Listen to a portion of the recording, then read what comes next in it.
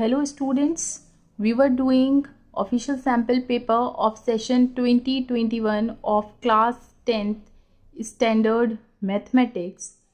So in this video, we will do 5 marks question of part B. Let's start with question number 34. The two palm trees are of equal length, heights and are standing opposite each other on either side of the river which is 80 metre wide. दो trees हैं जो कि same height के हैं, ठीक है. River के opposite side पर वो खड़े हुए हैं. ये रिवर की विड्थ है. रिवर की विड्थ क्या है? 80 मीटर. ये गिवन है, ठीक है, राइट.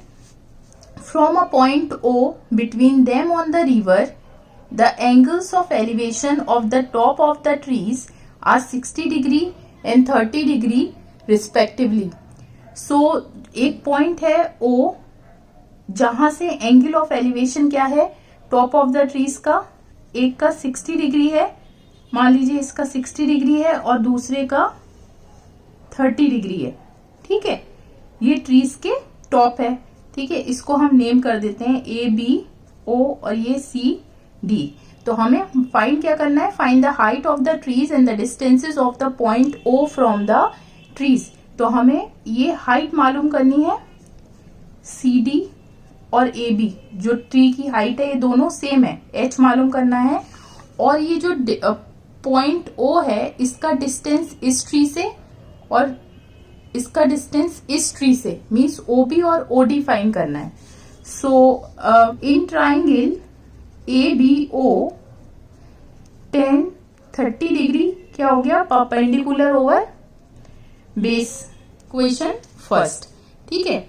इन ट्राइंगल COD क्या हो गया? 10-60 degree. CD perpendicular over base implies H is equal to OD root 3, ठीक है. अब OB by root 3 is equal to OD into root 3. अब आप ये देखिए OD को आप कैसे लिख सकते हैं? OD को लिख सकते हैं 80 माइनस OB, ठीक है. तो आप इसको लिख दीजिए 80 minus OB. So this is 240 minus 3OB. 4OB is equal to 240. So OB is equal to 240 by 4. That is 60 meter. So OB is equal to 60 meter. So the distance of point A from one tree is 60 meter. So distance क्या हो जाएगा? OD is equal to 80 minus 60. So OD is equal to 80 minus 60 is equal to 20 meter. In equation 1, height is equal to OB over root 3. OB हमें मालूम है. OB क्या है? 60, ठीक है. 60 by root 3. सो इसको रेशनलाइज कर देते हैं. दिस इज 20 root 3 मीटर, ठीक है. सो हाइट क्या हो गई दोनों ट्रीज की? This is. So there is a choice in question number 34. It says that the angle of depression of the top and bottom of a building 50 meter high as observed from the top of a tower are 30 degree and 60 degree respectively. कहा जा रहा है कि एक 50 metre की building है जिसके top और बॉटम का एंगल ऑफ एलिवेशन 30 डिग्री है और 60 डिग्री है जब उसे एक टावर के टॉप से देखा जा रहा है. ये एक बिल्डिंग है 50 मीटर की, ठीक है. इसको A भी मान लेते हैं और यहां पर ये एक टावर है. अब इस टावर के टॉप से इसके टॉप को जब देखा जा रहा है तो एंगल ऑफ डिप्रेशन क्या है? 30 डिग्री, ठीक है. और जब इस टावर के टॉप से इसके बॉटम को देखा जा रहा है तो जो एंगल ऑफ डिप्रेशन है वो है 60 डिग्री. इसको आप सिंपली ज्वाइन करिए. ये CD एज्यूम कर लिए और इसको हम ज्वाइन कर देते हैं, ठीक है. O मान लेते हैं. अब आप देखिए ये लाइन और ये लाइन पैरेलल है और AC ट्रांसवर्सल है, तो ये ऑल्टरनेट एंगल्स हो गए, ये भी 30 हुआ। अब सिमिलरली ये वाली लाइन और ये BD ये पैरेलल है, BC ट्रांसवर्सल है, सिमिलरली ऑल्टरनेट एंगल्स से ये 60 है, तो ये क्या है, ये भी 60 हुआ। ठीक है, तो ये तो आपकी फिगर हो गई। अब पूछा क्या जा रहा है, find the height of the tower. Tower की हाइट मालूम करी जा रही है जहां से हम बिल्डिंग को देख रहे हैं, and also the horizontal distance between the building and the tower. तो हमें ये चीज, ये डिस्टेंस मालूम करना है दोनों के बीच का, और हाइट मालूम करनी है। ठीक है, in triangle CAO tan 30 degree is equal to CO plus AO. This is equal to 1 by root 3 CO. Simply आप CO लिख दीजिए उसे, और ये जो है AO को क्या लिख सकते हैं, X।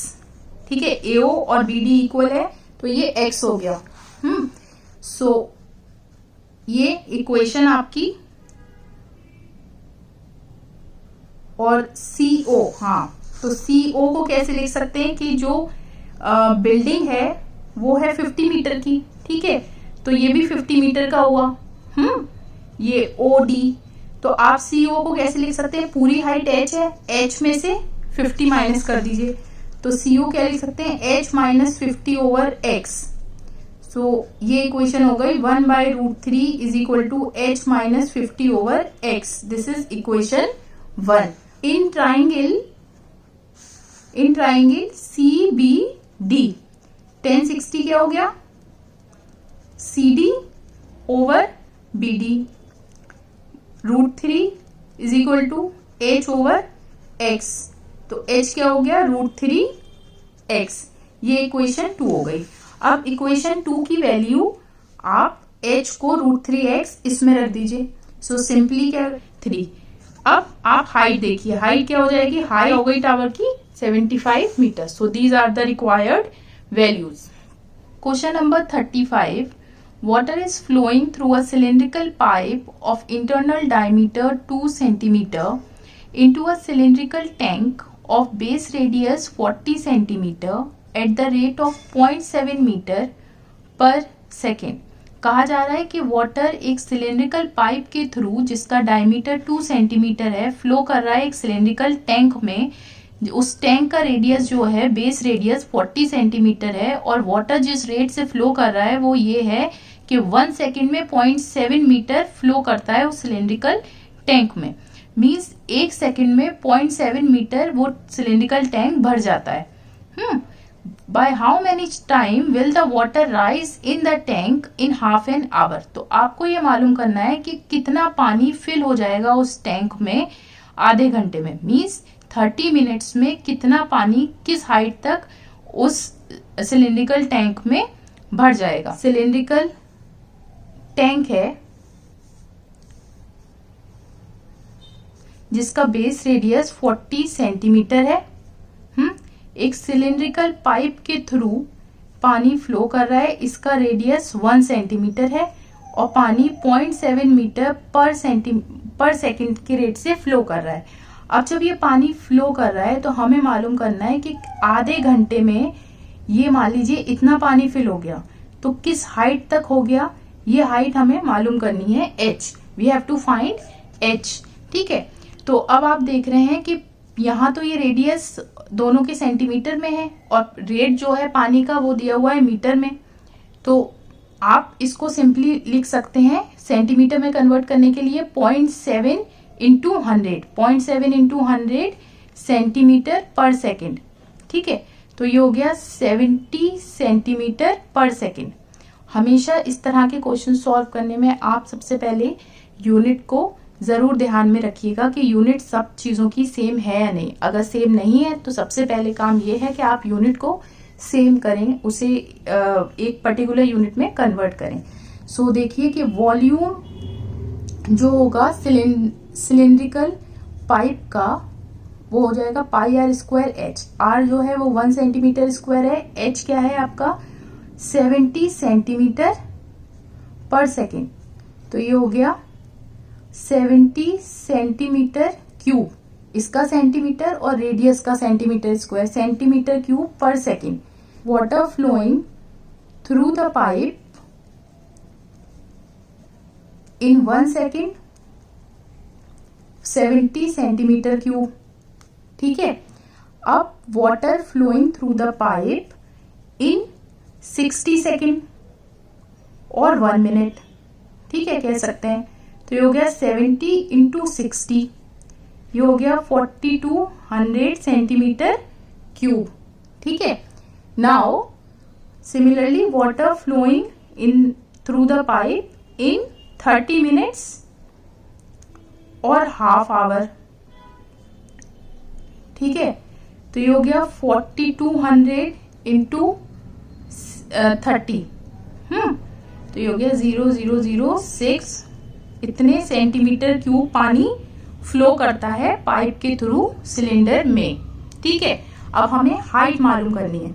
तो ये जो पानी इतना फ्लो कर रहा है पाइप के थ्रू हाफ आवर में, वो क्या हो जाएगा, सिलेंडर का वॉल्यूम। ठीक है, तो वॉल्यूम ऑफ सिलेंडर हमें पता है पाई आर स्क्वायर एच होगा। आर क्या है, 40 सेंटीमीटर स्क्वायर। एच क्या है, हमें फाइंड करनी है कि आधे घंटे में इतना पानी भरा है, वो एच है, तो हाइट ये हो गई। उसके बाद कितना पानी भरा है वो हमने मालूम कर लिया, जितना पानी फ्लो करेगा पाइप के थ्रू आधे घंटे में, तो ये हो गया 126,000। ठीक है, अब हाइट मालूम हो जाएगी, इससे सॉल्व करेंगे तो आंसर आएगा 78.75 centimetre. So half an hour में पानी जो राइज कर जाएगा सिलेंड्रिकल टैंक में वो होगा 78.75 centimetre. So question number 36, a motorboat covers a distance of 16 km upstream and 24 km downstream in 6 hours। कहा जा रहा है कि एक बोट है जो कि 16 किलोमीटर अपस्ट्रीम जाती है और फिर 24 किलोमीटर डाउनस्ट्रीम जाती है 6 आवर्स में। In the same time it covers a distance of 12 km upstream and 36 km downstream, और वो 6 आवर्स में ही 12 किलोमीटर अपस्ट्रीम जाती है और फिर 36 किलोमीटर डाउनस्ट्रीम जाती है। ठीक है, नाउ आपको क्या फाइंड करना है, speed of the boat find करनी है स्टिल वाटर में, और फिर and that of the stream, और जो पानी की स्पीड है वो मालूम करनी है। तो हम एज्यूम कर लेते हैं कि let the speed of the boat in still water be x kilometre per hour and speed of the stream भी y किलोमीटर पर आवर। ये बोट की स्पीड है स्टिल वाटर में और ये पानी की स्पीड है। अब आप देखिए कि जब वो अप स्ट्रीम जाती है बोट, तो बोट की स्पीड जो है वो चेंज हो जाती है, मीन्स ओवरऑल जो स्पीड होगी बोट की वो क्या हो जाएगी, x minus y kilometre per hour. हमेशा हम अप स्ट्रीम में माइनस साइन लगा लेते हैं, क्यों। अब आप देखिए कि जो स्पीड है बोट की अप स्ट्रीम में वो क्या हो जाएगा, x minus y kilometre per hour. So क्यों हो जाएगा ऐसा कि अप स्ट्रीम मीन्स कि जिधर पानी फ्लो कर रहा है, ये मान लीजिए पानी फ्लो कर रहा है तो बोट क्या है, ऑपोजिट डायरेक्शन में फ्लो करती है पानी के अप स्ट्रीम में। ठीक है, तो ओवरऑल स्पीड क्या हो जाती है कि जो पानी की स्पीड है वो हम माइनस कर देते हैं बोट की स्पीड में, तो बोट की जो स्पीड पे क्या इफेक्ट पड़ता है, x minus y, means overall speed जो हो जाती है वो x माइनस वाई हो जाती है बोट की, क्योंकि वो पानी के ऑपोजिट डायरेक्शन में चलती है अप स्ट्रीम के वक्त। और डाउन स्ट्रीम में क्या होता है कि मान लीजिए ये पानी चल रहा है तो इधर ही यहाँ पे ये बोट चलती है। ठीक है, अब जब दोनों चीजें क्या होती है कि जो स्पीड की बोट क्या होती है वो बढ़ जाती है, मीन्स पानी का भी अपना फोर्स लगता है उस पे, तो वो बढ़ जाती है। ठीक है, तो स्पीड क्या हो जाएगी, x प्लस पानी की जो स्पीड थी।